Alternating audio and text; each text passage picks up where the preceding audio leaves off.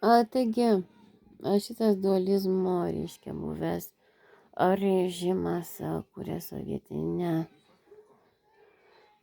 rinką, reiškia, žmonių smurto. Akivaizdžiai sukūręs chroniškus ligonius žmonės bailius.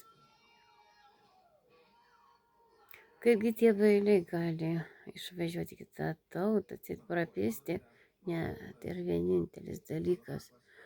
Sugriauto žmogaus savigarbą reikia atstatyti vaistais, neuroleptikais. Štai kaip sovietmečiu grįždavusios mokinės iš užsienio, reiškia, gydymo ir suprasdavusios, kokia baisi šalis Lietuva.